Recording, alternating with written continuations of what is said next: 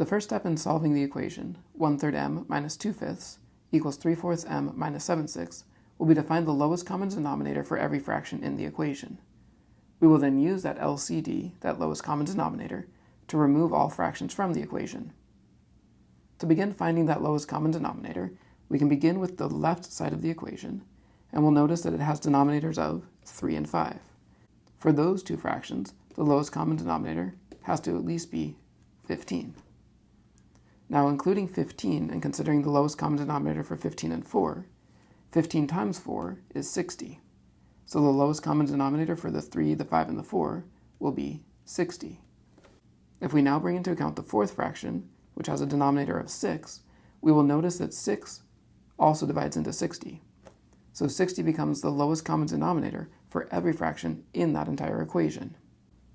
So we will take that lowest common denominator of 60, and we will multiply both sides of the equation by 60 over 1. We'll have to remember to distribute it through both sides of the equation, so 60 over 1 will be distributed to the 1/3 m and the minus 2/5 on the left side. It will also be distributed to the 3/4 m and the minus 7/6 on the right side of the equation. It is highly recommended when distributing a single number like this to several fractions to actually take the time to write this step out. 60 over 1 times 1/3 m minus 60 over 1 times 2/5. And that's going to equal 60 over 1 times 3/4 m minus 60 over 1 times 7/6. We now need to simplify each side of the equation.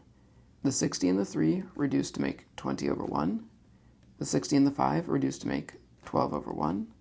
The 60 and the 4 reduced to make 15 over 1. And the 60 over 6 reduced to make 10 over 1. Again, the reason for multiplying both sides of the equation by the lowest common denominator is that when you reduce the fractions, you'll notice every denominator has now become a denominator of 1. And so what we're left with is 20 over 1 times 1m, or 20m, minus 12 times 2, which is 24, and that equals 15 times 3m, 45m, minus 10 times 7, 70. Once we've cleared the fractions, our new version of the equation is 20m minus 24 equals 45m minus 70. We'll now proceed using the standard solving process. We will isolate the variable terms to the left. So to remove 45m from the right side, I will subtract 45m from both sides. Simplifying the left side of the equation, 20m minus 24 minus 45m is a negative 25m minus 24. On the right side of the equation, 45m minus 70 minus 45m is negative 70. We need to finish isolating the variable by removing the negative 24 from the left side of the equation. The opposite of subtracting 24 is again adding 24. Simplifying again, negative 25m minus 24 plus 24 is negative 25m. On the right side of the equation, negative 70 plus 24 is negative 46. Now that we have isolated the variable term, our final step in solving is to eliminate the coefficient. We currently have negative 25m equals negative 46. To cancel out the fact that we are multiplying by negative 25, we need to divide by negative 25. And when we reduce this, we end up with m equals negative 46 divided by negative 25 leaves us a positive 46 over 25. As always, we want to check to make sure that this fractional answer is actually the solution for the original equation. So to check, we will substitute 46 over 25 in for all of the m's in the original equation.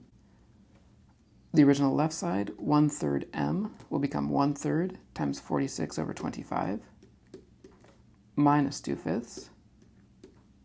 And it's a question, is that equal to 3/4 m, so 3/4 times 46 over 25, minus 7/6. This is another situation where I will rely upon my calculator to complete the check.